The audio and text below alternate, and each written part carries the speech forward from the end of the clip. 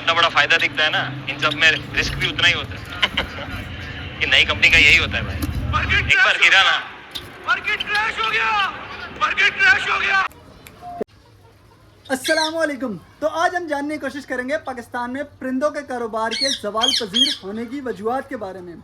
पाकिस्तान में परिंदों का कारोबार क्यों बुरी तरह से नाकाम हो रहा है, क्यों बहुत ज़्यादा डाउन हो चुके हैं पाकिस्तान में परिंदों का रेट। ना सिर्फ कमर्शियल बर्ड बल्कि तमाम तरह के बर्ड जिनमें फैंसी बर्ड्स हैं, लव बर्ड, फिंचेस, जावा, हर तरह के परिंदे का रेट बहुत बुरी तरह से डाउन हुआ है। इसके पीछे की वजूहात क्या हैं, कमर्शियल बर्ड्स के बारे में बात करेंगे और उनके कराची में करंट रेट क्या चल रहे हैं उसके बारे में थोड़ा सा आप लोगों को अपडेट दूंगा। और इस करंट सूरत हाल से कौन लोग फ़ायदा उठा रहे हैं या कौन लोग फ़ायदा उठा सकते हैं, किन के लिए ये वक्त सबसे बेहतरीन है जो इस वक्त परिंदों की सूरत हाल चल रही है। तो आगाज़ करते हैं अपने आज के ब्लॉग का।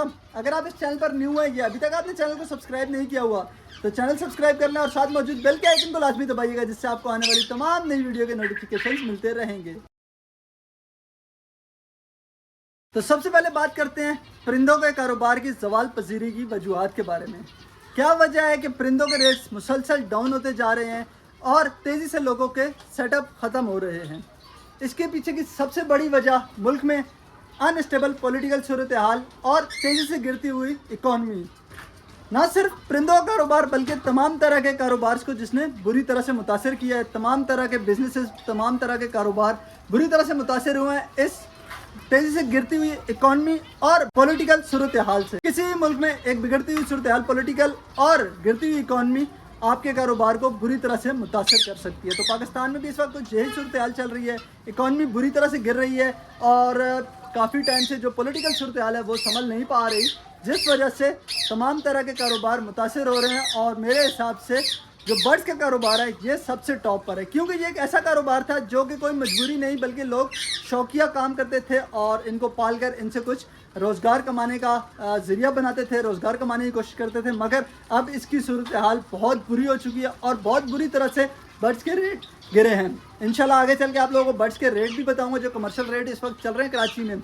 इसके अलावा दूसरी सूरत हाल जो मेरी नज़र में एक बहुत बड़ी वजह है कि इसकी कोई प्रॉपर अथॉरिटी नहीं है बर्ड्स के कारोबार की। बर्ड्स की कोई कम्युनिटी नहीं है, कोई ग्रुप्स नहीं बना हुआ, हुकूमती सतह पर या प्राइवेट सतह पर भी कोई इतना बड़ा एक ग्रुप या कोई ऐसी अथॉरिटी नहीं है जो परिंदों के कारोबार को देखे, मैनेज करे, इनके रेट्स वगैरह के बारे में, इनकी मार्केट्स पर नज़र रखे, इनके जो एनालिटिक्स होते हैं उस पर नज़र रखे या उनको मैनेज करे कि किस तरह से ये कारोबार चल सकता है। तो ये भी एक बहुत बड़ी वजह है कि अक्सर हमें परिंदों का कारोबार डाउनफॉल, अप डाउन होते हुए नज़र आते हैं। लेकिन इस बार तो बहुत बुरी तरह से पिटा है परिंदों का कारोबार। जब से मैंने परिंदे रखना शुरू किए हैं इससे बुरे हालात मैंने नहीं देखे थे इस कारोबार के। लोगों के बड़े बड़े सेटअप ख़त्म हो गए क्योंकि इकॉनमी के बुरे हालात हैं।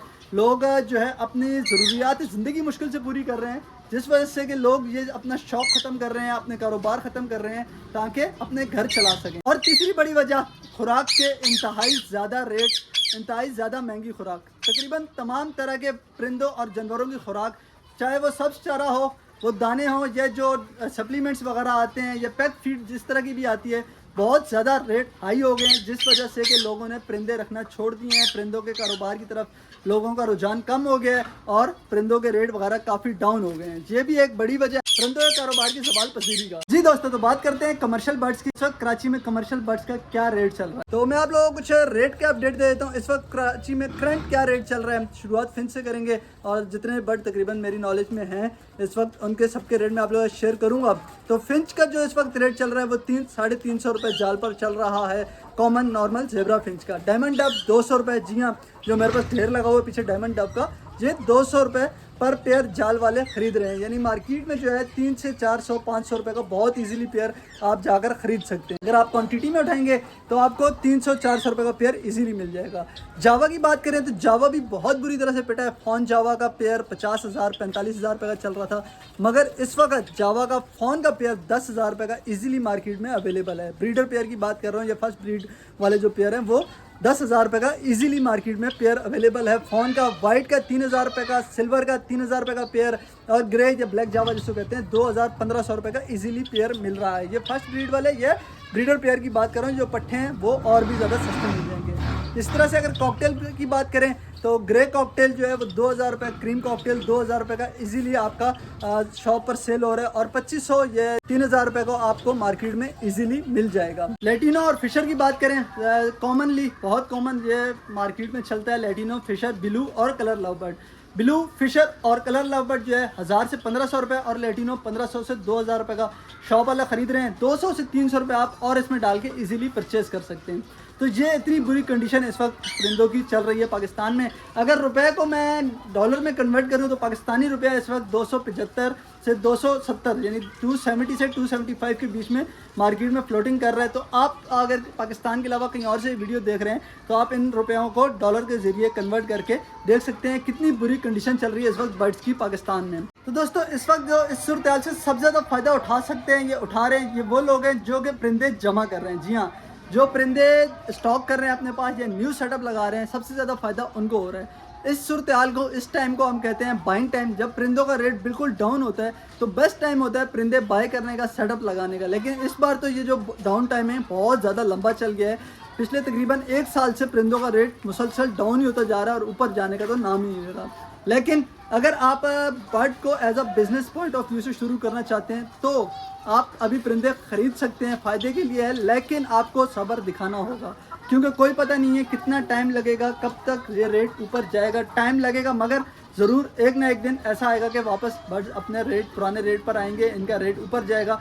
तो इस टाइम से वो लोग फ़ायदा उठा सकते हैं जो कि परिंदों का कारोबार शुरू करना चाहते हैं। ये जिनके पास कैपिटल पड़ा हुआ है, यानी जिनके पास अगर कुछ पैसे पड़े हुए हैं साइड पर बेकार में, तो वो इस वक्त वो पैसे परिंदों में इन्वेस्ट कर सकते हैं। वो परिंदे उठाएं जो मार्केट में बहुत इजीली सेल हो जाते हैं।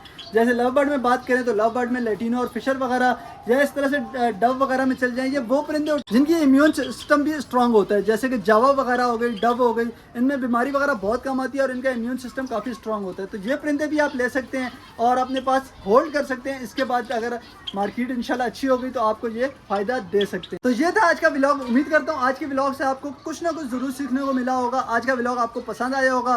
किसी भी सवाल के लिए या फिर इस व्लॉग में मेरे से कोई गलती हुई हो या कोई चीज़ रह गई हो तो आप मुझे कमेंट में ज़रूर मेंशन कर सकते हैं। तो आज के व्लॉग से दीजिए इजाज़त। इंशाल्लाह मिलता हूँ कल किसी न्यू टॉपिक, किसी न्यू व्लॉग के साथ। तब तक के लिए अल्लाह हाफिज़।